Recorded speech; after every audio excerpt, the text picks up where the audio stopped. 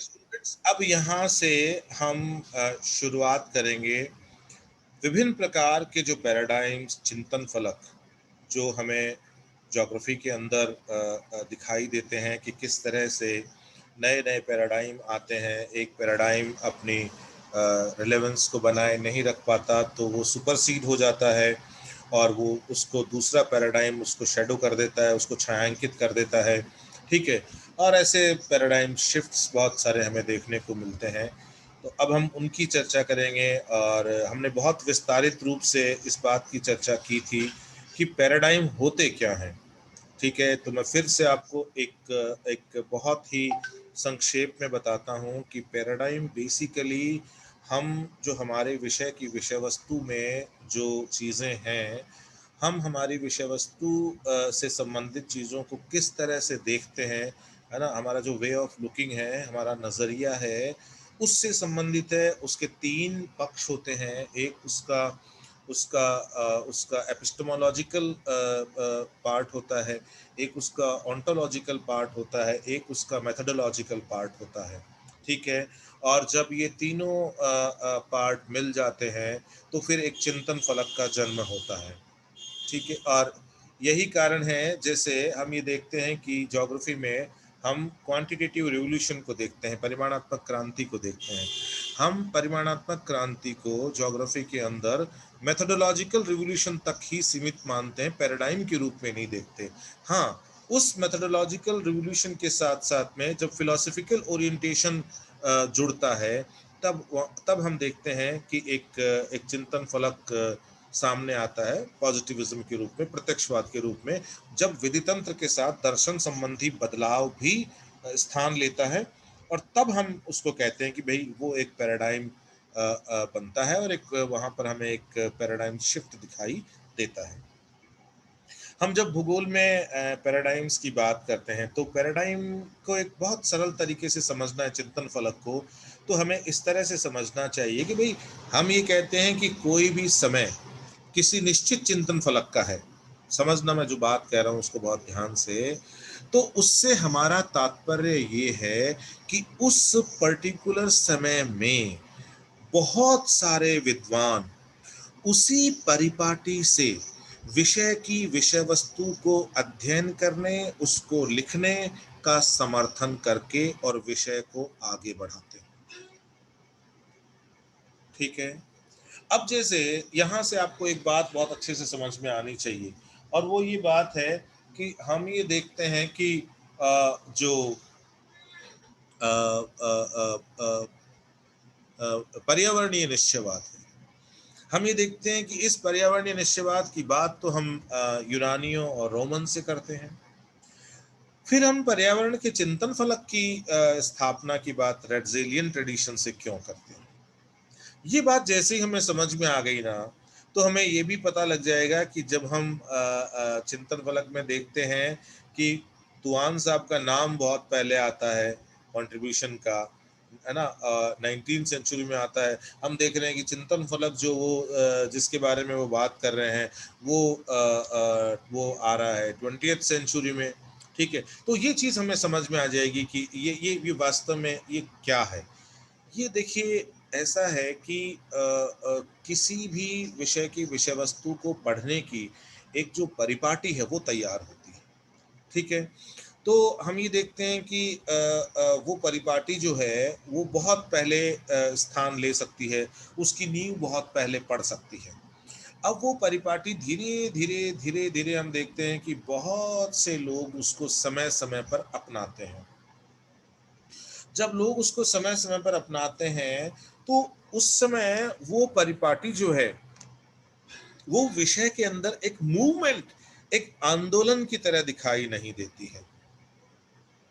और जब वो परिपाटी आंदोलन का रूप ले लेती है, अर्थात विषय से जुड़े हुए जो मानद लोग हैं, है ना, जो स्कॉलर्स हैं, उनका एक बहुत बड़ा समूह जब उस परिपाटी को स्वीकार करके विषय को आगे बढ़ाने की कोशिश करता है, तब हम कहते हैं कि चिंतन फलक जो है उसका काल जो है वो चल रहा है या इस बीच रहा है।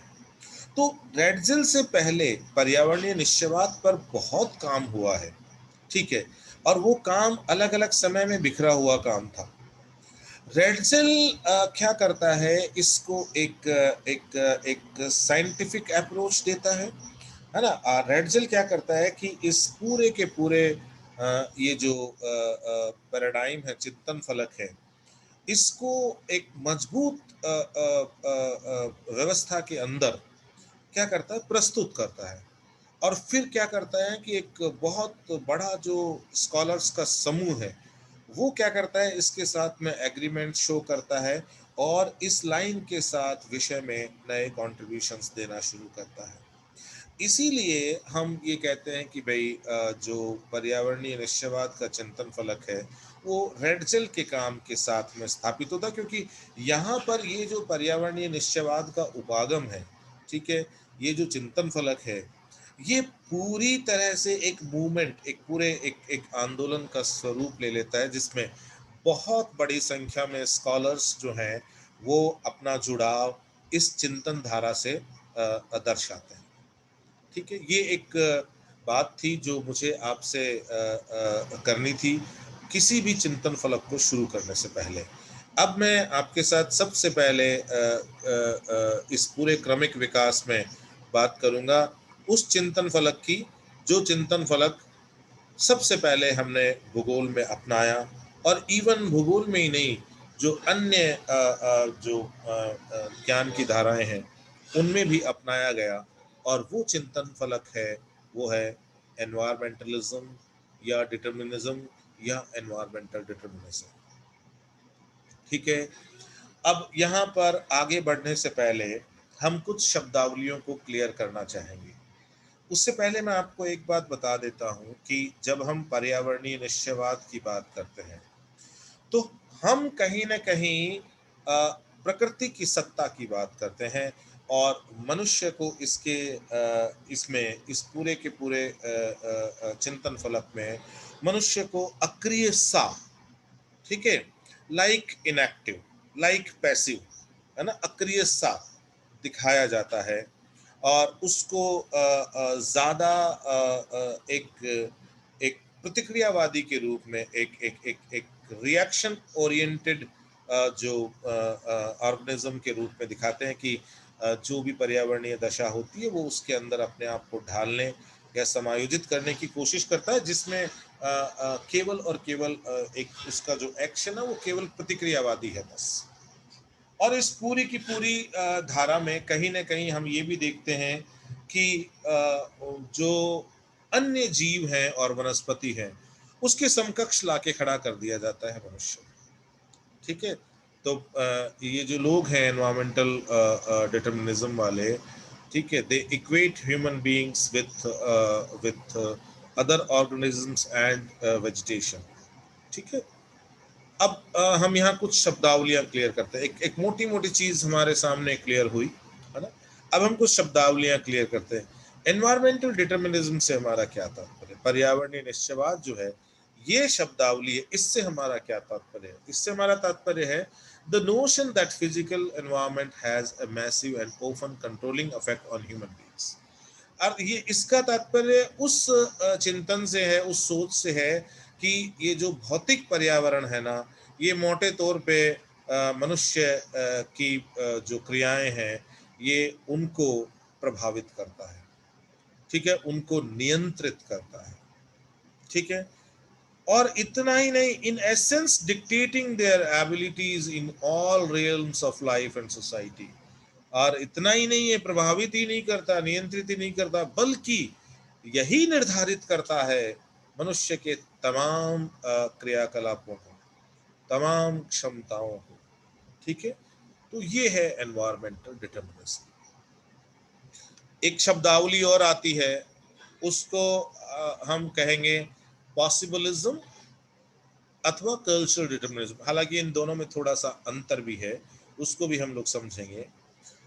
तो ये बेसिकली दो समानांतर सोच है ना, पॉसिबलिज्म और क्रिटिकल डिटर्मिनिज्म, कल्चरल डिटर्मिनिज्म। अब जो सांस्कृतिक निश्चयवाद की हम बात करते हैं, ठीक है, ये बेसिकली बहुत हद तक क्या करता है कि ह्यूमन बीइंग्स की कैपेसिटी को इनॉर्मस बताता है, मतलब जो मानव समुदाय है, मानव समाज है, उसकी क्षमता को अपार बताता है।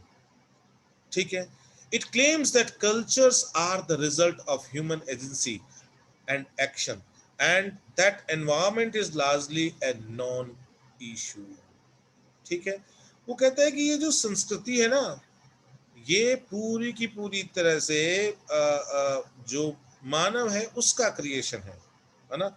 और ये भी कहता है आगे जाके कि भौतिक पर्यावरण है वो मानवीय संस्कृति के द्वारा तैयार किया जाता है। ठीक है, positivism gives more credence to the environmental role, seeing it more from position of sizable influencer। तो इसके अंदर क्या होता है कि मनुष्य को कहीं न कहीं एक बहुत प्रबल प्रभावकारी कारक के रूप में दिखाया जाता है पॉसिबिलिज्म के अंदर। ठीक है, अब एक चिंतन धारा और आती है और उसको हम कहते हैं प्रोबेबिलिज्म, जिसको हम प्रायिकतावाद भी कहते हैं। ठीक है, OH के स्पेट का कॉन्सेप्ट है प्रोबेबिलिज्म का। और हमारे इसके साथ में जो जुड़ी हुई शब्दावली है वो कल्चरल इकोलॉजी। ठीक है, तो sometimes seen as a compromise और a synthesis of environmental determinism and cultural determinism. अर्थात हमें कभी कभी इन दोनों, ये जो अतिरेक चिंतक हैं, पर्यावरणीय निश्चयवाद और सांस्कृतिक निश्चयवाद, हमें इनके अंदर दोनों के अंदर एक एक एक बीच का रास्ता, एक एक कंप्रोमाइजिंग पाथ दिखाई देता है। ठीक है, और वो जो बीच का रास्ता है वो है उसको हम कहेंगे प्रोबेबिलिज्म, उसको हम कहेंगे कल्चरल इकोलॉजी। ठीक है, तो उसमें but more rightly seen as a more open ended treatment of the possibility that sometimes the environment is a key influence. तो वो मनुष्य की जो जो कार्य क्षमता है इसको भी भारण देते हैं, और इसके साथ साथ में वो जो वातावरण के प्रभाव को है उसको भी वो पूरी तरह से इग्नोर नहीं करते, बल्कि उसको भी भारण देते हैं। ठीक है, often tied to this discussion is the notion of cost benefit analysis of any human actions with relationship to the environment। तो इसमें एक आदान प्रदान जो है मानव और पर्यावरण के बीच में, ठीक है, उस संबंध को लेकर और इस मानव पर्यावरण संबंध को देखा जाता है। जूलियन स्टीवर्ट एक एंथ्रोपोलॉजिस्ट हुए थे। ठीक है, वो कल्चरल इकोलॉजी जो शब्दावली है ये उन्होंने दी है। और in his theory of cultural change, ये जो सांस्कृतिक परिवर्तन का सिद्धांत है, ठीक है, द मेथोडोलॉजी ऑफ मल्टीलीनियर इवोल्यूशन, इस पूरी थियरी के अंदर वो कहीं ना कहीं कल्चरल इकोलॉजी के पर्सपेक्टिव की बात करते हैं। और उनका कहना है कि cultural ecology represents the ways in which culture change this culture change is influenced by adaptation of the environment, कि किस तरह से जो सांस्कृतिक बदलाव है, ठीक है, उसके अंदर हम हमारा जो पर्यावरण के साथ समायोजन है उसका भी प्रभाव देखने को मिलता है। तो कुल मिला के हम ये देखते हैं कि ये एक बैलेंस्ड अप्रोच है जो दो अतिरेकताओं के बीच में हमें पाई जाती है। ठीक है, इसके बाद देखिए ये जो टर्मिनोलॉजी है ये हमारे सामने बहुत हद तक क्रिस्टल क्लियर करती है कि जब हम पर्यावरणीय निश्चयवाद की बात करें तो हमारा तात्पर्य क्या है, जब हम संभववाद की बात करें तो हमारा तात्पर्य क्या है, जब हम सांस्कृतिक निश्चयवाद की बात करें तो हमारा तात्पर्य क्या है, जब हम प्रोबेबिलिज्म की बात करें तो हमारा तात्पर्य क्या है, जब हम सांस्कृतिक पारिस्थितिकी कल्चरल इकोलॉजी की बात करें तो हमारा तात्पर्य क्या है। इसको समझने के बाद में हमें एक स्कीमेटिक डायग्राम है उसको समझना चाहिए। उसको समझने से हमारी कंसेप्चुअल क्लैरिटी इसके अंदर और भी अच्छी हो जाएगी। अब देखिए जब हम बात करते हैं एनवायरमेंटल डिटर्मिनिज्म की, ठीक है, पर्यावरणीय निश्चयवाद की, पर्यावरणीय निश्चयवाद जो है वो किस पर टिका है उसकी जब हम बात करें तो देखिए social culture is developed completely by the environment. ये जो सामाजिक संस्कृति है ये पूरी तरह से पर्यावरण की देन है। पर्यावरण ने ही इसको स्वरूपित किया है अपने हिसाब से। ठीक है, अब यदि ऐसा है यदि ऐसा है तो फिर ये भी होगा, similar environments produce similar cultures. यदि पर्यावरण ही संस्कृति को बनाने वाला, स्वरूपित करने वाला यदि एक कारक है, अकेला कारक है, तो फिर ये भी होगा कि एक जैसे वातावरण में एक जैसे सांस्कृतिक परिवेश का विकास होगा, या यूं कहें कि एक जैसे वातावरण में एक जैसे सामाजिक संस्कृति का विकास हो। क्लियर? लेकिन क्या वास्तव में ऐसा मिलता है क्या? नहीं। दूसरी बात, तो यहां प्रकृति की सत्ता की बात आ गई, है ना? इस सामाजिक संस्कृति जो है उसको, उसका विकास जो पूरी तरह वातावरण पर निर्भर है, तो प्रकृति की सत्ता की बात आ गई। ठीक है। जब हम बात करते हैं संभववाद की, संभववाद किस तरह से इससे अलग बात करता है? People develop culture as much as environment. लोग ही संस्कृति का विकास करते हैं और वातावरण का भी। ठीक है, तो फिर बात आ गई, अब धुरी शिफ्ट हो गई, है ना? अब क्षमता की बात हुई है किसकी? मानव समाज की, है ना? और पर्यावरण की सत्ता को नकार दिया गया, प्रकृति की सत्ता को नकार दिया गया। The environment provides possibilities for a culture. वो कहते हैं कि पर्यावरण जो है ना, वो किसी भी संस्कृति के लिए अनेकों अवसर जो है वो प्रदान करता है। ठीक है ना? अनेकों अवसर प्रदान करता है। अब देखिए, जो बात करते हैं संभववादी, छांट की स्वतंत्रता, अब उसकी बात आएगी। ठीक है, टेक्नोलॉजी इंक्रीजेस द पॉसिबिलिटीज, और संस्कृति जो है उसका उसका विकास का स्तर कैसा है, सभ्यता विकास का स्तर कैसा है किसी भी समुदाय का, टेक्नोलॉजिकल डेवलपमेंट का स्टेटस क्या है किसी भी समुदाय का, वहां से बात आती है कि वो कितनी संभावनाओं को एनकैश कर सकता है ना? और जितनी ज्यादा संभावनाएं कोई भी मानव समाज है, ठीक है, वो यदि उनको उनके साथ काम करने में सक्षम है, इसका मतलब उसकी जो रेंज ऑफ सिलेक्शन है वो उतना ही ज्यादा है, मतलब उसकी छांट की स्वतंत्रता उतनी ही ज्यादा है। ठीक है, तो छांट की स्वतंत्रता जो है वो मनुष्य के सभ्यता विकास के साथ बढ़ रही है। जहां का सांस्कृतिक समूह ज्यादा टेक्नोलॉजिकली एडवांस होगा, उसकी छांट की स्वतंत्रता ज्यादा है। ठीक है, प्रकृति की सत्ता को पूरी तरह नकार दिया गया है। अब मैं एनवायरमेंटल परसेप्शन से पहले बात करूंगा कल्चरल डिटर्मिनिज्म की। ये जो सांस्कृतिक निश्चयवाद है, ये इस संभववाद का अतिरेक रूप है, उसका एक्सट्रीम फॉर्म है उसकी। Human culture is more important than physical environment. जो कुछ है वो मानवीय संस्कृति है, भौतिक पर्यावरण से ज्यादा मानवीय संस्कृति महत्वपूर्ण है। और उससे भी खतरनाक स्टेटमेंट जो है, ह्यूमन डिटरमाइंस द एनवायरमेंट, मनुष्य वातावरण बनाता है। एकदम just opposite to the environmental determinism, पर्यावरणीय निश्चयवाद के ठीक उल्टा। यहां प्रकृति की सत्ता की बात होती है, यहां मानव की सत्ता की बात, एग्जैक्टली ऑपोजिट, ठीक उल्टा। ठीक है, ह्यूमंस डिटरमाइन द एनवायरमेंट, यहां है nature determines the human culture, उल्टा है। ठीक है, तो ये दो अतिरेकताएं हैं। हालांकि ये पॉसिबिलिज्म जो है, संभववाद, ये बहुत हद तक सांस्कृतिक निश्चयवाद के नजदीक है। एनवायरमेंटल परसेप्शन से क्या मतलब है आपका, है ना? Perception of the environment affects culture,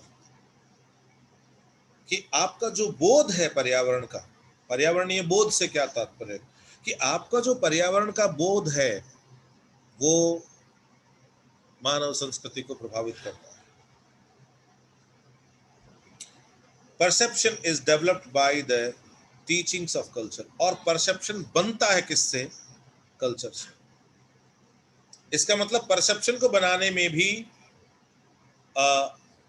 जो भूमिका है वो मानव संस्कृति की ही है। ठीक है, perception of the environment affects culture. आप पर्यावरण का बोध कैसे लेते हो, पर्यावरण को किस रूप में देखते हो आप, वो आपका जो पर्यावरण का बोध है वो संस्कृति पर प्रभाव डालेगा, और वो बोध जो तैयार होता है वो संस्कृति का परिणाम है। Ultimately human culture is more important. तो एनवायरमेंटल परसेप्शन की जब बात आती है, जब पर्यावरणीय बोध की बात आती है, तो भी कहीं न कहीं मानव को एक एक महत्वपूर्ण एजेंसी के रूप में देखा जाता है। ठीक है, क्योंकि पर्यावरणीय निश्चयवाद की अवधारणा को समझना और उसमें कौन कौन से भूगोलविदों ने योगदान दिया वो समझ लेना जो है वो पर्याप्त नहीं है। हमें पहले इस ये जो ट्रायो है, पर्यावरणीय निश्चयवाद, संभववाद और नव निश्चयवाद, इसको पहले इनकी इंटर रिलेशनशिप को समझना चाहिए।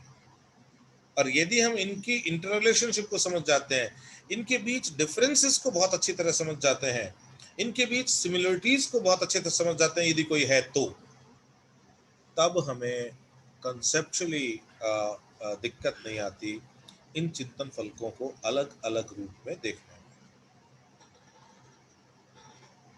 ठीक है, तो ये शब्दावलियां क्लियर करना बहुत ज़रूरी है, बजाय इसके कि हम सीधा मैदान में कूद जाएं और हम सीधा पर्यावरणीय निश्चयवाद क्या होता है और कौन कौन से लोगों ने इसमें कंट्रीब्यूट किया उसकी बात करें। अब देखिए, इस चर्चा को हम जब आगे बढ़ाते हैं, ठीक है, तो यहाँ पे देखिएगा अब आप कि ये बहुत इम्पोर्टेंट स्लाइड है जो हमने अब तक जो चर्चा की है वो उसको सारे को ये क्लियर कर देगा।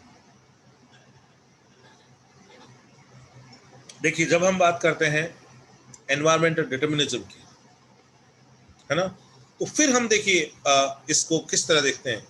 एनवायरमेंट डिटरमाइंस कल्चरल फैक्टर, पर्यावरण ये सांस्कृतिक कारकों को निर्धारित करता है। ठीक है, और एनवायरमेंटल पॉसिबिलिज्म कभी शब्दावली आ जाए तो घबराने की जरूरत नहीं है, वो कल्चरल डिटरमिनिज्म है। ठीक है ना, इसमें क्या है कि ये देखिए, एरो जो है, एरो वो इस तरफ नहीं है, एरो है ही नहीं इस तरफ, देखिए एरो नहीं है, इसका मतलब एनवायरमेंट की बियरिंग सांस्कृतिक कारकों पर नहीं है, एनवायरमेंट का कंट्रोल नहीं है सांस्कृतिक कारकों पे। हाँ, यहां पर आपको ये जो दिखाई दे रहा है नीचे, ये बताता है कि yes, some limits are there, कुछ लिमिट्स जो है वो पर्यावरण जो है वो निश्चित करता है, कुछ सीमाएं पर्यावरण के द्वारा निश्चित की जाती है। ठीक है, और कल्चरल फैक्टर क्या करता है, सेलेक्टिव ऑफ दीज लिमिट्स, ये इन सीमाओं के अंदर जो अवसर हैं उनको चुनने के लिए स्वतंत्र है, और फिर ये पर्यावरण को आकार देता है। कल समझ में आ गई बात। अब देखिए, जब हम बात करते हैं एनवायरमेंटल डिटर्मिनिज्म की, तो ये वो सिद्धांत है, वो थियरी है, वो चिंतन फलक है जो कहता है कि human behaviour is controlled by physical environment, कि मानव का जो व्यवहार है वो भौतिक पर्यावरण के द्वारा नियंत्रित होता है, निर्धारित होता है, कंट्रोल होता है ना। और ideal climates cause more productive citizens, और जो जो आदर्श जलवायु है ना, उसमें ज्यादा सकारात्मक, ज्यादा उत्पादक नागरिक जो है वो तैयार होते हैं।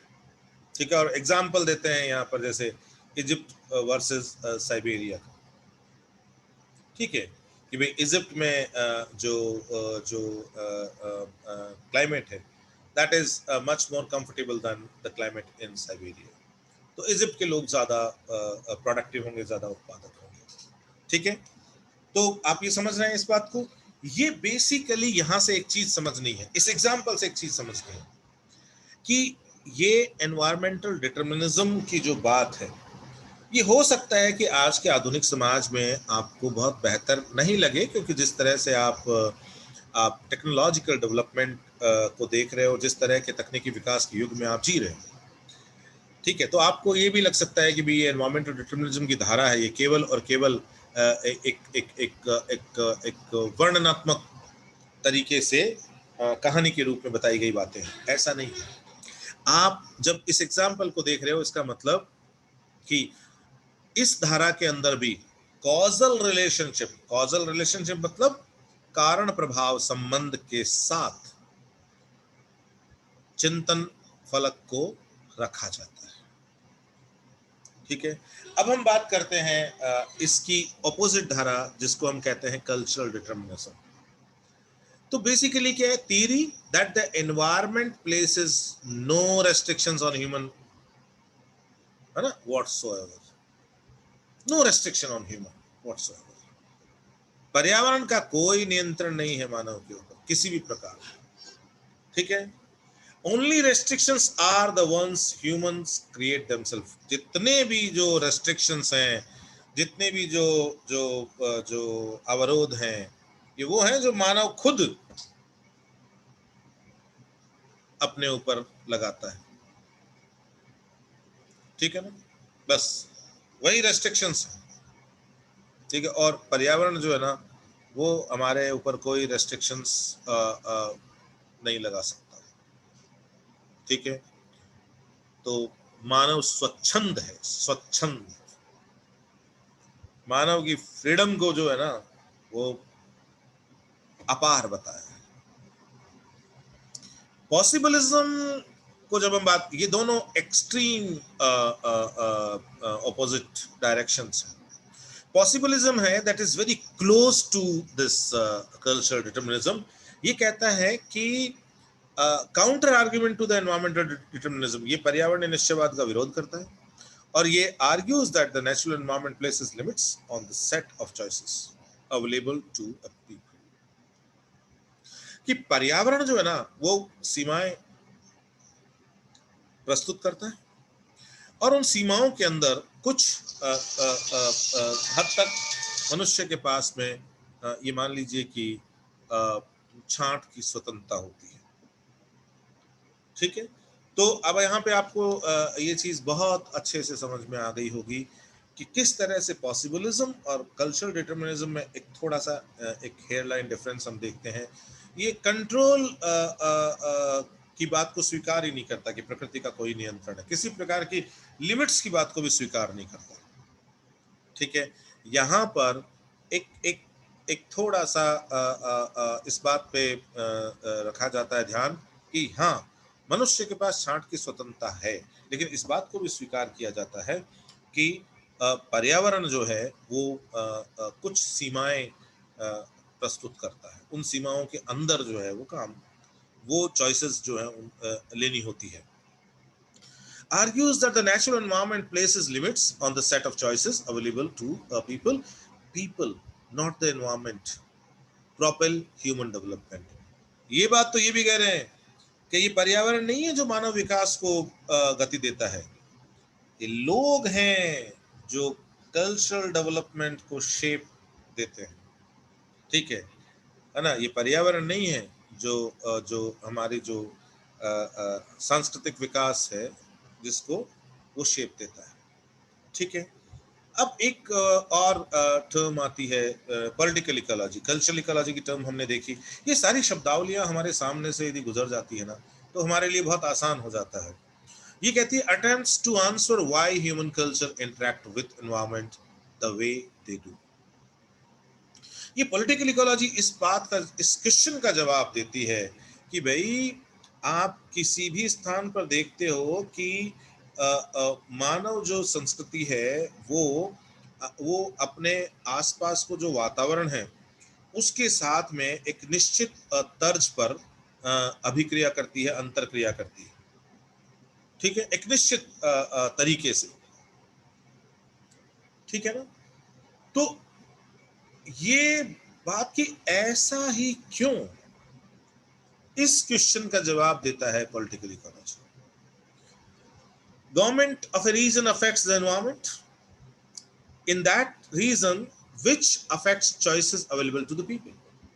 अब क्या होता है कि हर एक क्षेत्र में, क्योंकि ये पॉलिटिकल इकोलॉजी की बात है ना, तो ये राजनीति और प्रशासन के जो पक्ष है उसको यहाँ पर इंगित कर रही है। तो ये कह रहे हैं कि government of a region affects the environment in in that region which affects choices available to people। किसी भी स्थान में जो सरकारें हैं, जो एक पॉलिटिकल सिस्टम के तहत बनती हैं, वो सरकारें क्या करती हैं, वो जो प्रदेश है उसके वातावरण जो है उसको प्रभावित करती है, ठीक है। And which affects choices available to people, और उससे क्या होता है, ये भी निर्धारित होता है कि भाई किस तरह के चुनाव की स्वतंत्रता मनुष्य को अवेलेबल है। जैसे आप जानते हो, जैसे आप जानते हो कि बहुत सारे जगह पर हम देखते हैं, जैसे सिटी के चारों तरफ जोन्स बना दी जाती है।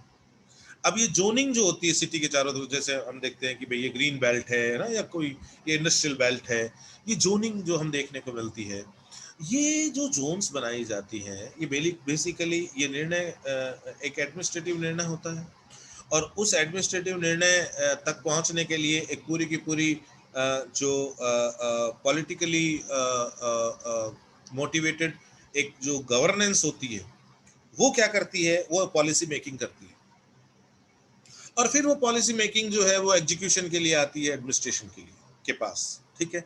तो अब उसका जब पॉलिसी का एग्जीक्यूशन होता है, जब वो पॉलिसी लागू होती है, जब उसको प्रशासनिक जामा पहना दिया जाता है, तो अब क्या है कि नागरिक जो है उनको फिर उन नियमों के से आबद्ध होकर, उन नियमों में बंधकर ही इनको अब आगे के जो अपने जो चॉइसेस हैं, ठीक है, उनको निर्धारित करना है। क्योंकि जैसे आप उस ग्रीन बेल्ट में मान लीजिए कोई एक्टिविटी नहीं कर सकते तो नहीं कर सकते, मतलब दैट चॉइस इज रेस्ट्रिक्टेड। आप वहां पर आपको वो स्वतंत्रता, आपको वहां पर वो छांट की स्वतंत्रता है ही नहीं, ठीक है। अब हम जब देखते हैं कि पीपल और एनवायरमेंट के रिलेशनशिप को, तो एक तो है कि एनवायरमेंट एज कंट्रोल्स, तो वो एनवायरमेंटल डिटर्मिनिज्म के अंदर हम ये देखते हैं कि कितना दर्जे का कंट्रोल, ठीक है।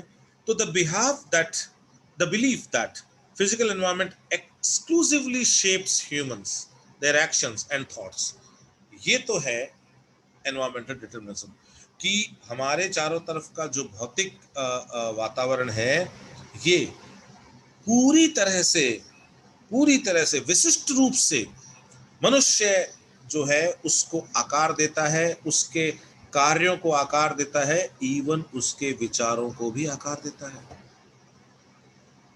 ये तो है पर्यावरणीय निश्चयवाद। लेकिन जब हम बात करें कि a reaction against environmental determinism came in terms of possibilism, people are dynamic forces of development, लोग जो हैं वो विकास की धारा में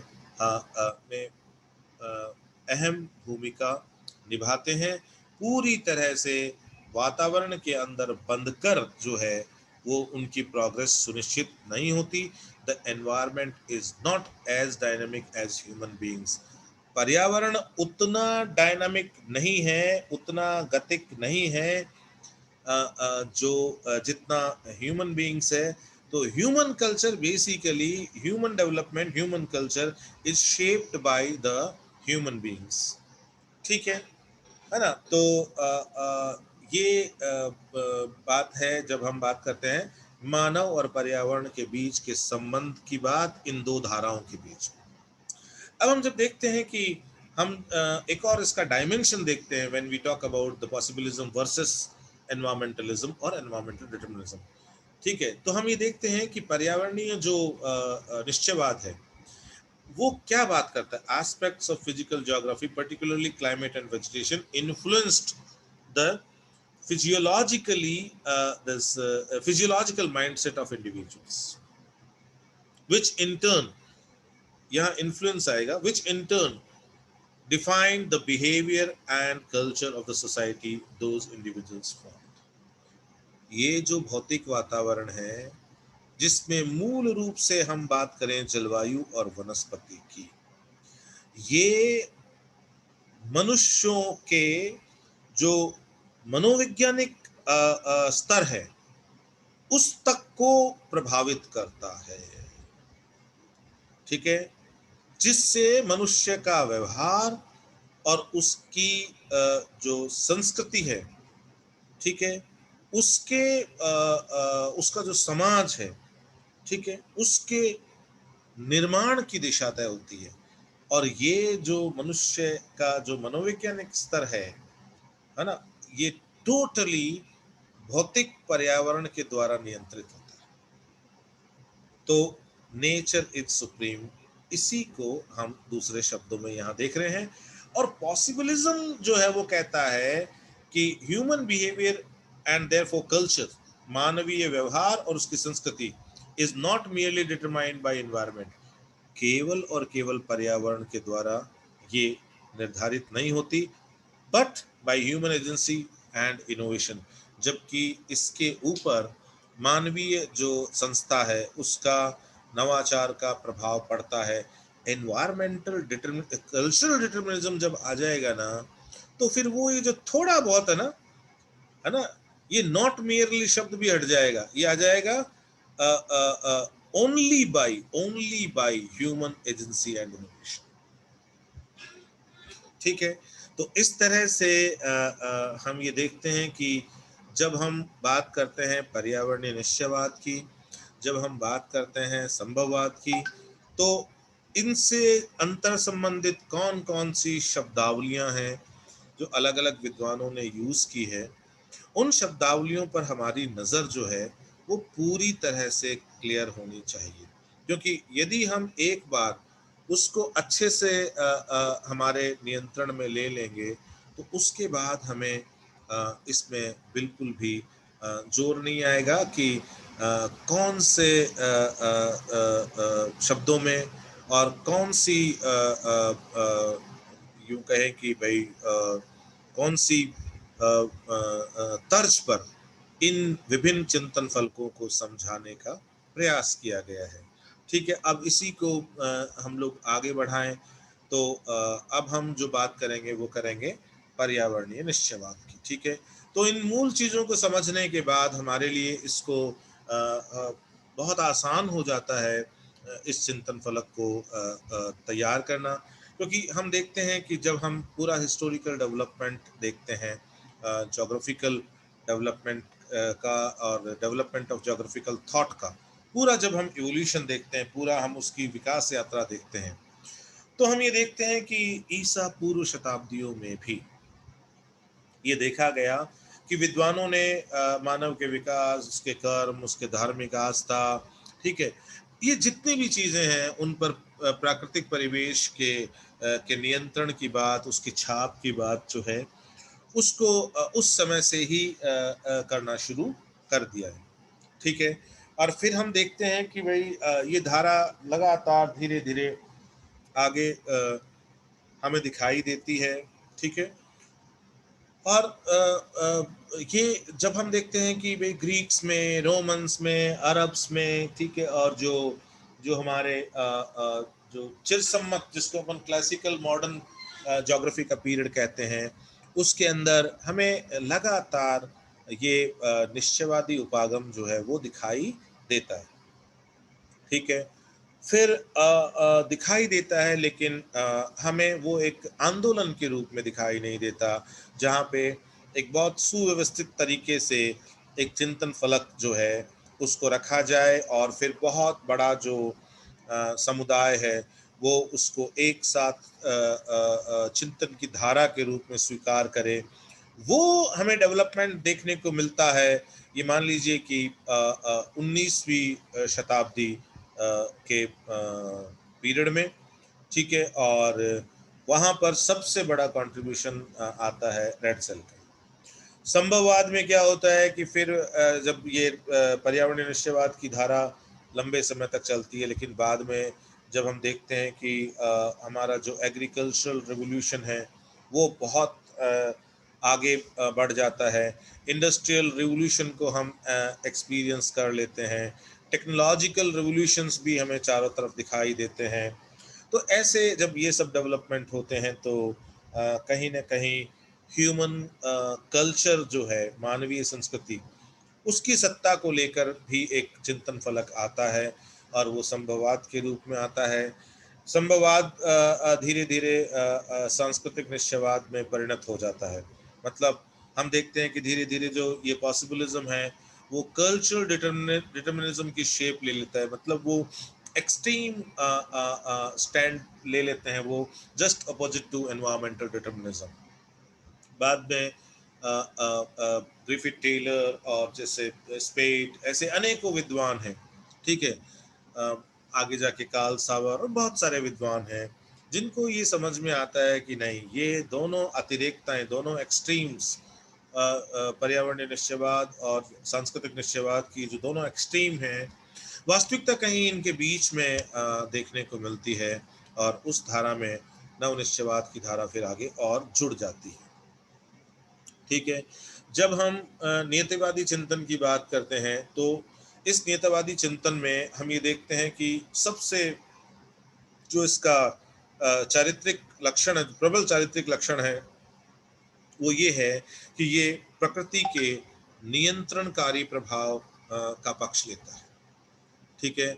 ये प्रकृति को एक कंट्रोलर के रूप में देखता है और हम ये देखते हैं कि अ, इसके लिए अनेकों उदाहरण और प्रमाणों के साथ में लगातार भूगोल में लेखन आता है। तो इससे इसकी एक इसके लेखन में हमें केवल वर्णनात्मक ही नहीं बल्कि हमें मात्रात्मक उपागम के साथ में, ठीक है, इस चिंतन फलक से संबंधित जो तर्क हैं उनको रखने की परिपाटी दिखाई देती है।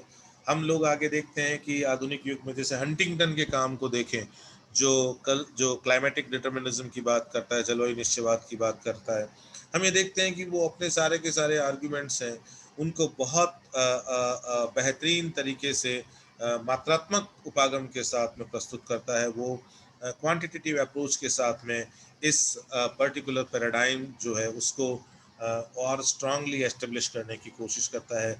यही बात सैंपल के काम में दिखाई देती है, रेडजल के काम में दिखाई देती है।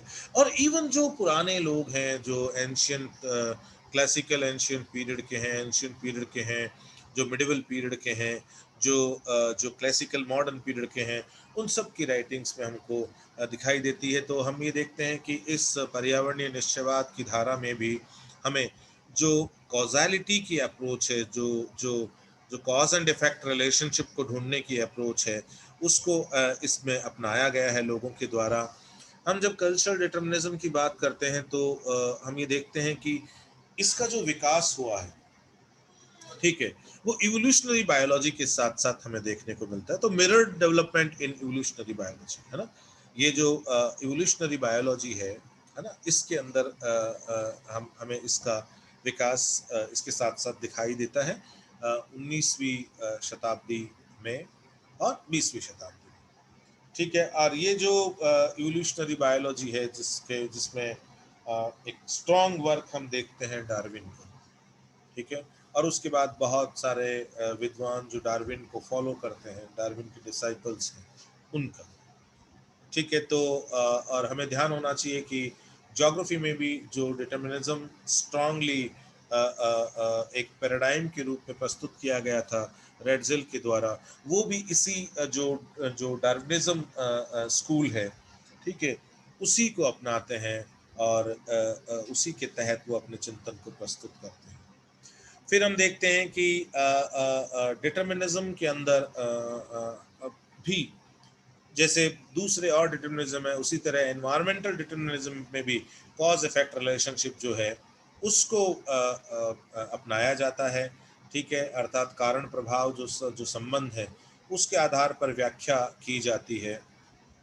और इसके अंदर जैसे हमें कहते हैं a strict link that connects one thing as a direct result of something else. ये ये है कॉज इफेक्ट रिलेशनशिप, इसे हम कहते हैं कारण प्रभाव संबंध, ठीक है, जिसमें हम देखते हैं कि स्पष्ट रूप से कोई एक जो कारक है, ठीक है, वो किसी दूसरे को या उस दूसरे में होने वाले परिवर्तनों को सीधे तौर पे प्रभावित करता है। In the early part of 20th century, the idea was that the environment strictly determined culture, है ना, कि पर्यावरण जो है ना वो नियंत्रणकारी है।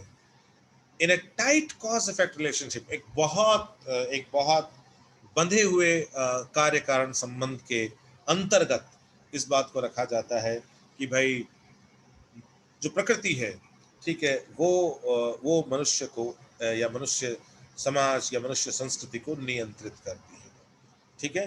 और पूरा जो डेवलपमेंट ऑफ ह्यूमन कल्चर है, that is determined and directed by the environmental forces, ठीक है। तो the environment alone has the causal effect, not even social factor determine the development of culture. एकमात्र पर्यावरण ही है जो कारण है, ठीक है। कोई जो सामाजिक कारक है वो कोई कारण नहीं है मनुष्य के संस्कृति के विकास को समझाने के लिए, है ना। तो प्रभाव दिखाई देता है मानव संस्कृति के ऊपर, और कारण केवल एक है और वो है भौतिक पर्यावरण, ठीक है।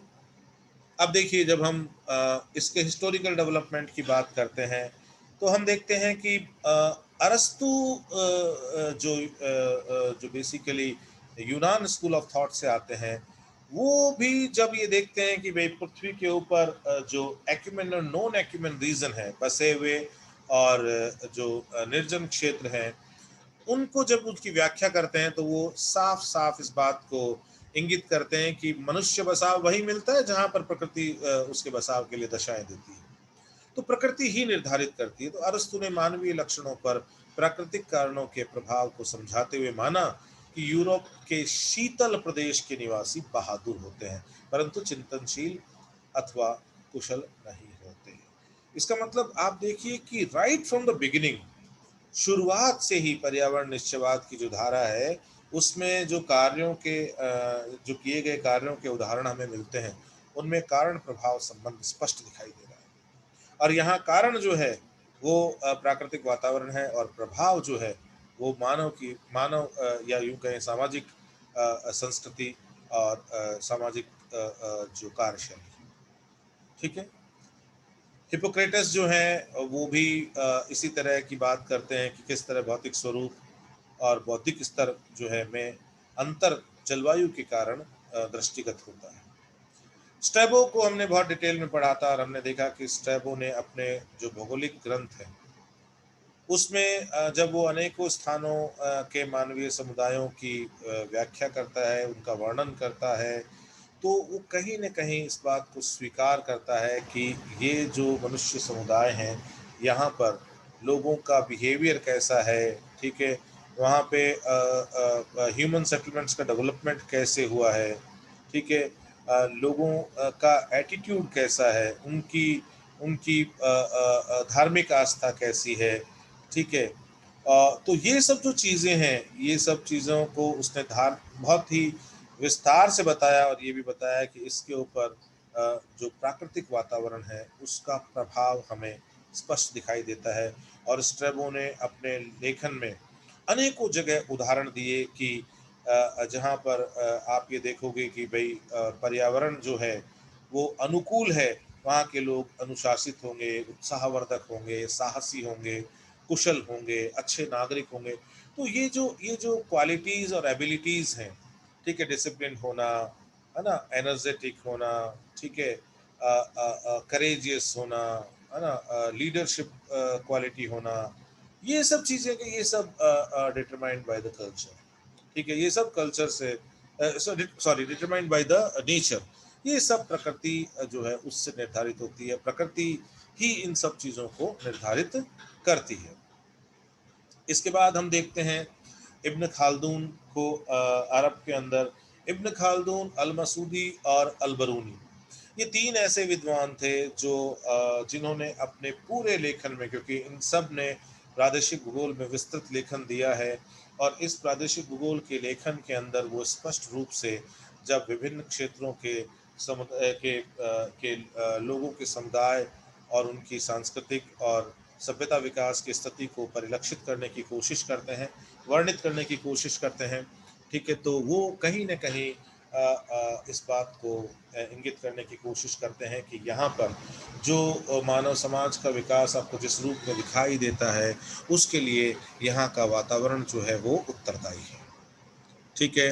और हम देखते हैं कि इब्न खालदून इस पूरे अरब जगत का सबसे स्ट्रॉन्ग दिस प्रोपोनेंट के रूप में देखने को मिलता है एनवायरमेंटल डिटर्मिनिज्म का।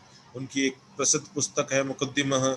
उस पुस्तक में उन्होंने भौतिक पर्यावरण के मानव जीवन शैली पर पड़ने वाले प्रभाव की चर्चा की है कि how the physical environment affects the human lifestyle, ठीक है, उसकी उन्होंने चर्चा की है। बहुत सारे एग्जाम्पल अल मसूदी और अल बरूनी के काम पे हमको मिलते हैं। एक विद्वान हुए हैं फ्रांसीसी विद्वान जीन बोदिन, ठीक है। जीन बोदिन ने 16वीं शताब्दी के उत्तरार्ध में अपनी पुस्तक लिखी थी रिपब्लिक, ठीक है।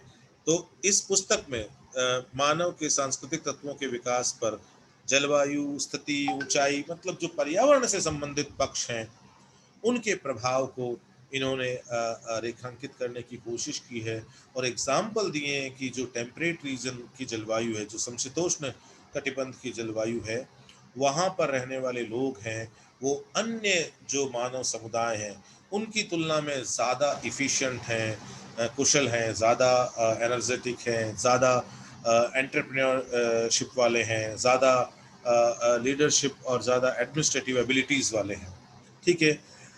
फिर हम देखते हैं कि एक और विद्वान आते हैं 17वीं शताब्दी में जिनको हम मॉन्टेस्क्यू कहते हैं, है ना, राजनीतिक विज्ञान के विद्वान हैं। इन्होंने भी जलवायु के प्रभाव को रेखांकित करते हुए बताया है कि ठंडी जलवायु जो होती है, कोल्ड क्लाइमेट, ठीक है, वहाँ के लोग सशक्त, साहसी, कुशल वक्ता और मिलनसार होते हैं। और आप ये देखिए कि इन सारे कामों के अंदर आपको जो एग्जाम्पल्स दिखाई देते हैं उन एग्जाम्पल्स से आपको क्लियर पता लगता है कि किस तरह से एक पूरी एक क्वांटिटेटिव अप्रोच जो है वो राइट फ्रॉम द बिगिनिंग हमें इस धारा को समर्थन करने वाले लोगों के अंदर उसके अंश दिखाई देते हैं और वो बाद में आगे जाकर जब वो एक पैराडाइम के रूप में स्थापित होता है ये चिंतन फलक, तो फिर वो मैच्योर हो जाती है, ये मात्रात्मक उपागम बाद में काफ़ी परिपक्व हो जाता है।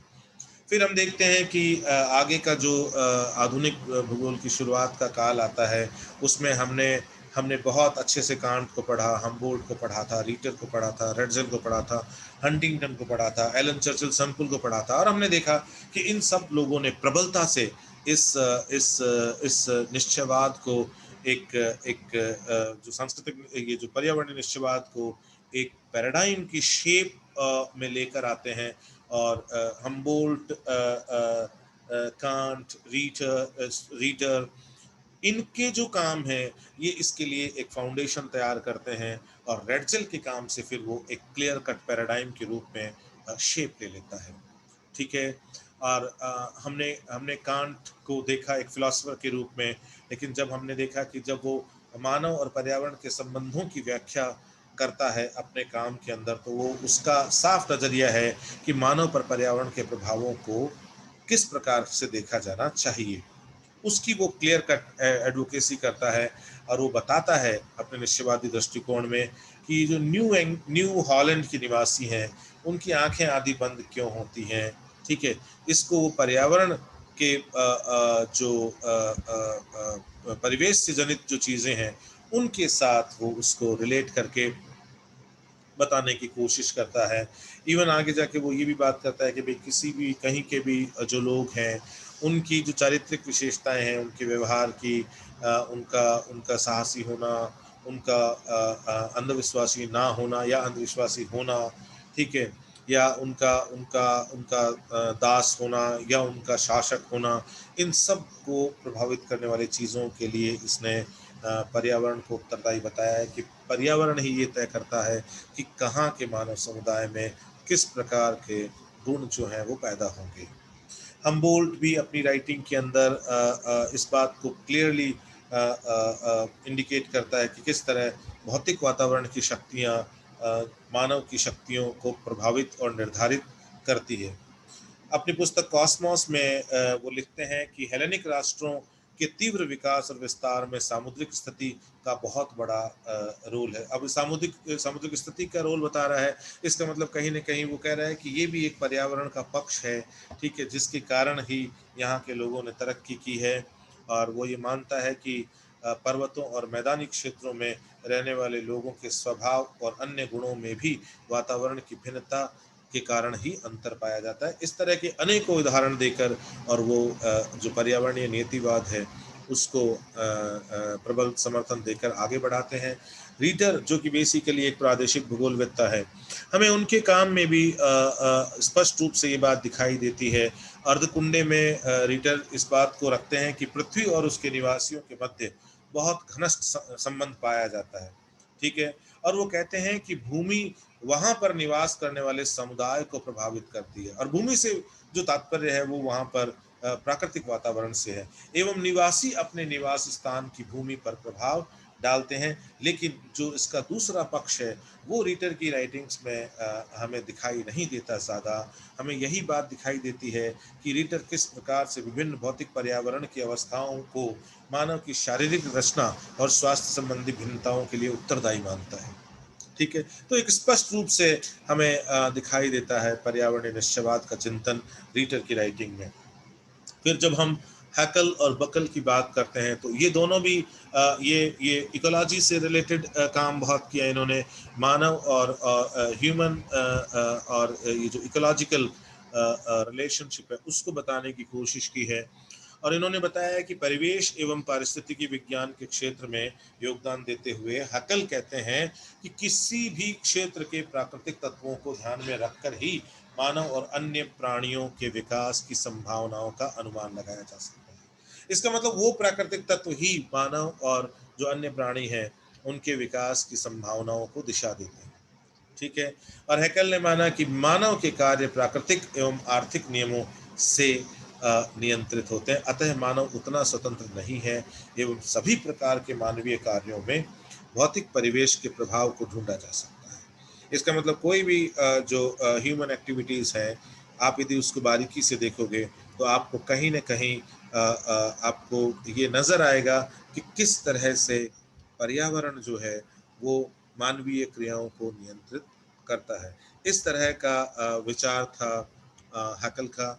और जब हम इसको आगे बढ़ाते हैं तो देखिए बकल जो है विद्वान जो एक दूसरे पारिस्थितिकी विज्ञानी हैं, वो कहते हैं कि मानव को अनुकूल बनाकर मानव प्रकृति को अनुकूल बनाकर ही सुंदर समायोजन कर सकता है, वो उसके विपरीत जाकर समायोजन स्थापित नहीं कर सकता। उनकी पुस्तक है इंग्लैंड की सभ्यता का इतिहास, उसमें बकल क्लियर कट इस बात को बताते हैं कि किस तरह से प्राकृतिक पर्यावरण के साथ सामंजस्य ही एकमात्र मनुष्य के सामने विकल्प है, जिसके अंदर यदि रहकर वो सबसे सुंदर विकास की धारा को आगे बढ़ा सकता है। इसके बाद में फ्रेंच कंट्रीब्यूटर होते हैं डिमोलेंस। डिमोलेंस जो है वो क्या करते हैं कि वो वैसे तो रेडसेल के समकालीन ही हैं, उसी पीरियड के हैं, ठीक है।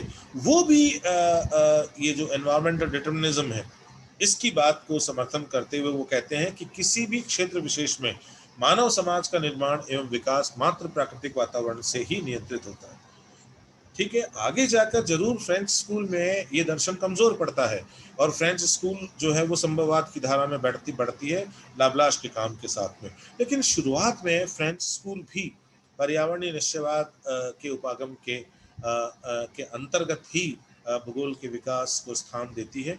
बाद में धीरे धीरे वहां पर हम देखते हैं कि जो संभववादी दृष्टि है वो वहाँ पर काफ़ी गहरी छाप अपनी छोड़ती है, क्योंकि जो संभववादी दृष्टिकोण के जो सबसे प्रबल जो एडवोकेट हैं विदाल दी लाब्लाश, वो फ्रेंच स्कूल से ही बिलोंग करते हैं। रेडजिल जब आता है अपनी एंथ्रोपोजोग्राफी पुस्तक लिखता है तो वहाँ पर आके ये पर्यावरणीय निश्चयवाद एक चिंतन फलक, एक पैराडाइम के रूप में स्थापित होता है, ठीक है। तो पहली बार मानव भूगोल के लिए एंथ्रोपोजोग्राफी शब्द का प्रयोग करता है रेडजिल। और इस पुस्तक में रेडजल ने मानव के भौगोलिक वातावरण के लिए उत्तरदायी प्राकृतिक परिवेश के कारकों और तत्वों की सरल भाषा में व्याख्या की है।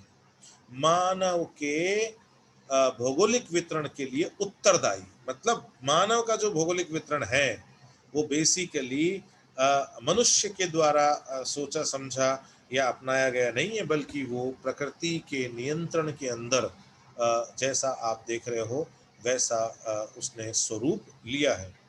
ठीक है।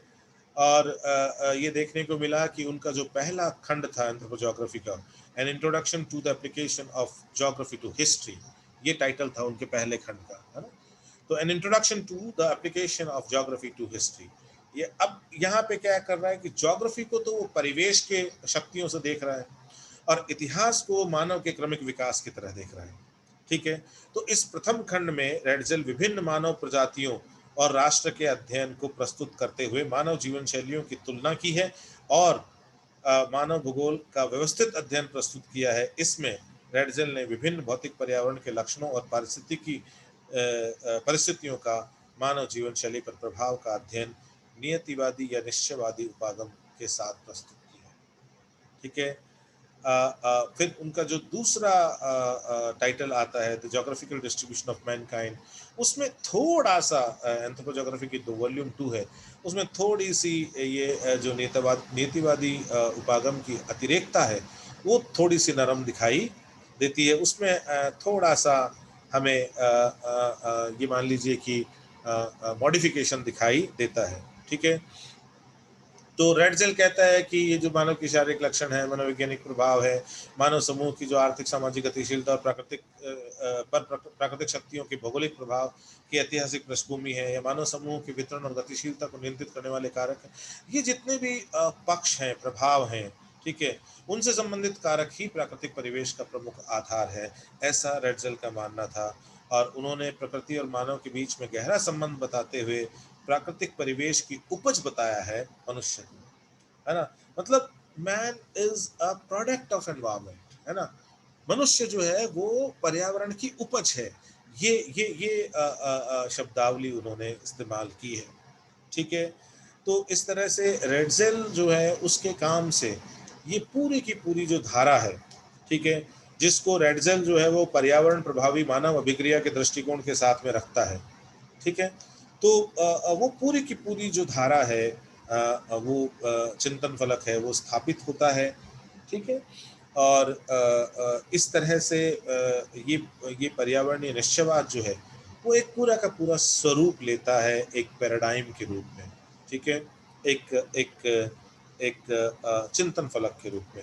इसी जो पर्यावरणीय निश्चयवाद जो डार्विन ने जो विकास की संकल्पना दी थी, तो डार्विन की जो विकासवादी संकल्पना थी, डार्विन का जो इवोल्यूशन ऑफ स्पीसीज का जो कॉन्सेप्ट था, उसको सामाजिक डार्विनिज्म के रूप में अपनाकर और पर्यावरणीय निश्चयवाद को आगे बढ़ाया जाता है।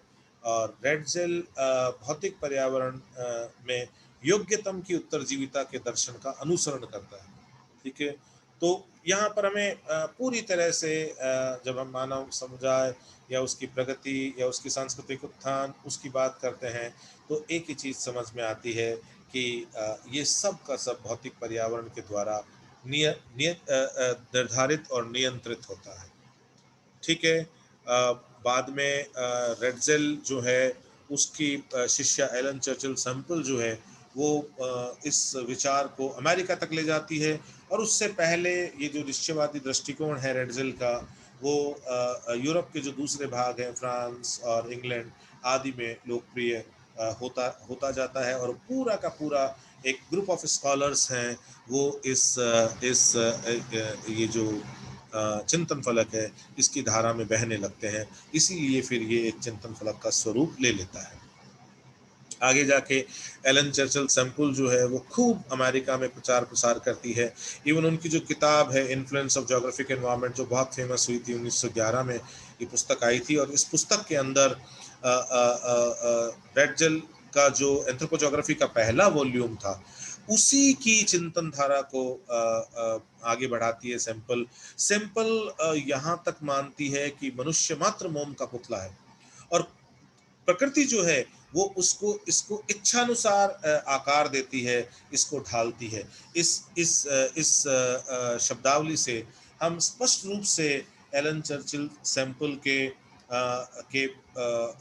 इस अवधारणा को गहराई से समझ सकते हैं कि किस प्रकार प्राकृतिक वातावरण जो है वो मानवीय क्रियाकलापों को निर्धारित करता है, मानवीय संस्कृति को निर्धारित करता है ना, सामाजिक जो दशा है और सामाजिक विकास की जो दशा है उसको निर्धारित करता है। इन्होंने भौतिक परिवेश के विभिन्न तत्व, जैसे उन्होंने कहा कि भाई लोकेशन है ना, जो धरातल है, मिट्टियां हैं, रॉक्स और मिनरल्स हैं, क्लाइमेट है, जैव जगत है, ये सब जो है ना इनका मानव के ऊपर प्रभाव दृष्टिगत होता है, प्रभाव दिखाई देता है। ठीक है, तो ये भी एक गूढ़ पर्यावरणीय निश्चयवादी थी। इसके बाद हम देखते हैं कि 1900 के बाद संयुक्त राज्य अमेरिका में सभी क्षेत्र में हुए अभूतपूर्व विकास को मानव के कार्यों के रूप में स्वीकार करते हुए ये सैंपल मानती है कि मनुष्य की सूझबूझ और लगन को भी महत्व दिया जाना चाहिए। लेकिन ये बहुत नरम शब्दों में इस चीज को स्वीकार करती है, और वो भी कब, जब 20वीं शताब्दी की शुरुआत का टाइम आता है तब। ठीक है, रेगजल के एक और शिष्य थे किरचॉफ, उन्होंने भी प्राकृतिक परिवेश की महत्ता एवं प्रभाव को स्वीकारते हुए मानव के प्रभाव को भी थोड़ी सी तरजीह दी है। इसी धारा में एल्सवर्थ हंटिंगटन बाद में जुड़ते हैं, और हंटिंगटन क्या करते हैं कि अमेरिका के विभिन्न क्षेत्रों, मैक्सिको, अफ्रीका में भूमध्य रेखा के समीपस्थ भागों, मध्य एशिया, यूरोप के कई क्षेत्रों की यात्राएं करते हैं एवं जलवायु संबंधी प्रेक्षण करते हैं, ऑब्जर्वेशंस करते हैं, क्लाइमेटिक रिलेटेड ऑब्जर्वेशंस करते हैं, और वहाँ के समाजों के विकास को भी वो देखते हैं, और वो ये देखते हैं कि किस प्रकार से जो जलवायु है वो मनुष्य की जीवन शैली को प्रभावित करती है, और इस चीज से प्रभावित होकर अनेकों उदाहरण प्रस्तुत करते हैं। वो मात्रात्मक उपागम के साथ में, क्वालिटेटिव अप्रोच के साथ में वो मनुष्य की जीवन शैली पर, मनुष्य की संस्कृति पर जलवायु के प्रभाव को प्रबलता से रखते हैं। और उसके बाद एल्सवर्थ हंटिंगटन की ये जो विचारधारा है उसको हम क्लाइमेटिक डिटर्मिनिज्म या जलवायु निश्चयवाद के रूप में देखते हैं, या उस रूप में उसको हम समझते हैं। अपनी पुस्तक climate and civilisation and climate, इस पुस्तक में हंटिंगटन ने इस बात पर बहुत जोर दिया कि मानव सभ्यताओं का विकास उद्दीपनकारी और उत्साहवर्धक मौसम में ही हो सकता है। इसका मतलब मानव सभ्यताओं के विकास पे टोटली जो फिजिकल एनवायरनमेंट है उसकी बियरिंग होती है, और ये जो क्लाइमेट और वेदर जो है यही तय करता है कि कहाँ का मनुष्य एनर्जेटिक ऊर्जावान होगा, कहाँ पर स्वास्थ्य अच्छा होगा, कहाँ पर लोग दीर्घायु होंगे, है ना, कहाँ के लोगों का दृष्टिकोण प्रोग्रेसिव होगा, ठीक है, कहाँ के लोगों की उपलब्धि का स्तर क्या होगा। ये सब वो कहते हैं कि जलवायु और मौसम जो है वही इसको निर्धारित करते हैं। और बाद में आगे जाकर मैकिंडल, चिज़ोम, डेविस, ईसा बोमेन, रॉबर्ट मिल, पैट्रिक गैडिस, हर्बर्टसन, टेलर आदि अनेकों विद्वान होते हैं जो इस चिंतन धारा की प्रगति में कहीं न कहीं अपनी भूमिका निभाते हैं। अब जब हम देखते हैं कि द्वितीय विश्व युद्ध के बाद ये पर्यावरणीय निश्चयवाद जो होता है इसको आलोचना की सामना करना पड़ता है। ठीक है, तो हम अच्छी तरह जानते हैं कि जैसे जैसे ह्यूमन सिविलाइजेशन प्रोग्रेस करती है और जब हम टेक्नोलॉजिकल डेवलपमेंट को देखते हैं तो हम ये देखते हैं कि लोग जो है प्रकृति की सत्ता पर क्वेश्चन उठाते हैं, और वो क्वेश्चन उठना लाजमी भी है। ठीक है, तो वो जो प्रकृति की सत्ता पर जो क्वेश्चन उठते हैं उन क्वेश्चंस में कहीं न कहीं एक ऑल्टरनेटिव पैराडाइम की बात आती है। एक एक एक एक पर्यावरणीय निश्चयवाद के चिंतन फलक के परे एक नवीन चिंतन फलक की स्थापना की बात आती है, और बाद में जब वो बहुत प्रबल हो जाता है तो पर्यावरणीय निश्चयवाद के चिंतन फलक जो है उसका छायांकन हो जाता है। तो वो जो जिन बातों पे पर्यावरणीय निश्चयवाद की आलोचना होती है उन पर हम थोड़ी सी हमारी नजरें डालते हैं। पहला है कि ये जो निश्चयवादी लोग थे इन्होंने मानव को प्रकृति की उपज माना है। और पर्यावरणीय निश्चयवाद की अतिरेकता इस बात से भी परिलक्षित होती है कि इन्होंने मानव को प्रकृति का दास तक घोषित कर दिया। ठीक है, और ये शब्दावली यूज करती है एलन चर्चिल सैंपल। रेडजल कहता है कि मनुष्य पर्यावरण की उपज है। ठीक है, और मनुष्य की ये जो क्रियाशीलता है इसको ये बहुत कम आंकते हैं। तो इस ये जब आगे जाके जब हम देखते हैं कि एग्रीकल्चर रिवोल्यूशन बहुत मॉडर्न होता है और इंडस्ट्रियल रिवोल्यूशन बहुत आगे बढ़ता है, तो फिर बाद में ये चीज़ जो है ये चैलेंज होती है। लोग इसको चुनौती देते हैं कि मनुष्य केवल और केवल यूँ कहें कि वातावरण की उपज है। ये ठीक नहीं है कहना, मनुष्य को मोम के पुतले की तरह देखना, ठीक है, ये भी हमें ठीक नहीं है। तो इस तरह से जैसे जैसे मनुष्य का सांस्कृतिक और सभ्यता विकास आगे बढ़ता है, तो इस अतिरेकता जो है, ठीक है, इस पर कुठाराघात होता है। इस अतिरेकतावादी दृष्टिकोण का विरोध करते हुए रॉजर मिन्सुल ये बताते हैं कि नीतिवादियों ने मात्र मानव पर प्रकृति के हावी होने के दृष्टिकोण एवं विधि को ही समझाने में अपना समय नष्ट किया है। इन्होंने अति प्राचीन काल से ही मनुष्य के द्वारा प्रतिकूलताओं के विरुद्ध संघर्ष करते हुए अनुकूलता के क्षेत्रों के प्रसार की दिशा में किए गए कार्यों और आविष्कारों की अनदेखी कर दी। ठीक है, दूसरी बात जो आलोचना का पक्ष आता है वो ये आता है कि यह पाया गया है कि विश्व के धरातल पर पाए जाने वाले समान भौगोलिक परिवेश और समरूपी प्राकृतिक प्रदेशों में भी वहाँ के रहने वाले जो मानव समूह है सर्वत्र समान रूप से विकास नहीं दर्शाते। और हमने पहले शुरुआती स्लाइड्स में देखा था ना कि यदि एक जैसा वातावरण है तो वहाँ पर निवास करने वाले जो मानव समुदाय हैं उनके विकास की स्थिति एक जैसी होनी चाहिए। ठीक है, अब वो एक जैसी नहीं पाई जाती वास्तव में, इसका मतलब कि अकेले प्रकृति की सत्ता को स्वीकार करना ठीक नहीं है। क्योंकि यदि प्रकृति की सत्ता होती, यदि प्रकृति ही मनुष्य के तमाम कार्यों को निर्धारित और स्वरूपित करती, तो फिर अलग अलग स्थान जो एनवायरमेंटल कंडीशंस में बिल्कुल सिमिलर हैं, वहाँ की जो ह्यूमन सोसाइटीज़ हैं उनका लेवल ऑफ डेवलपमेंट भी सिमिलर होना चाहिए, जो हमें देखने को नहीं मिलता। जैसे हम देखते हैं कि मलेशिया और इंडोनेशिया के क्षेत्रों के विकास की तुलना यदि हम समान प्राकृतिक क्षेत्र और परिवेश वाले कांगो और अमेजन के बेसिन से करें तो हमें यहाँ पर स्पष्ट अंतर दिखाई देता है। फिर हम जब तीसरे पॉइंट को देखते हैं तो हम देखते हैं कि ये जो एनवायरमेंटल डिटर्मिनिस्ट हैं ये मानव को उत्पादन के जिन साधनों हेतु प्रत्यक्ष प्रकृति पर निर्भर मानते हैं उस पर सांस्कृतिक परिवेश का प्रभाव परिलक्षित होने लगा है। जैसे हम ये कहते हैं कि जैसे कृषि पशुपालन है ना, तो ये पूरी तरह से जैसे माने कि ये केवल और केवल पर्यावरण जो है उसके द्वारा निर्धारित है। निश्चित पर्यावरणीय परिस्थितियों में निश्चित प्रकार की खेती और निश्चित प्रकार का पशुपालन ही संभव है। हम देखते हैं कि ये धीरे धीरे सांस्कृतिक उत्थान के साथ में ये चीज़ जो है ये चीज़ दुरुस्त होती है ना, और हम देखते हैं कि नहीं, मनुष्य जो है वो नई नई प्रकार की किस्मों का आविष्कार करता है, मिट्टी की उर्वरता में संशोधन की क्षमता विकसित करता है, कीटनाशकों का उपयोग करता है ना, और अनेकों तरीकों से वैज्ञानिक विधियों को आधार मानकर जो कृषि और पशुपालन है उसकी पर्यावरण से के ऊपर जो निर्भरता है, ठीक है, उसको वो ब्रेक करता है, उसको वो काफ़ी हद तक उसके कंट्रोलिंग फैक्टर को वो नियंत्रित करने की कोशिश करता है। तो फिर वो सांस्कृतिक परिवेश की छाप की बात आ जाती है। तो यहाँ पर आलोचना होती है नीतिवादी दृष्टिकोण की। फिर आधुनिक मशीनीकरण और औद्योगिकरण की सफलताओं से संचार सुविधाओं में जो विकास होता है और जो उत्पादन के क्षेत्रों में काफ़ी कुशल प्रबंधन होता है, उससे भी ऐसा लगता है कि नहीं,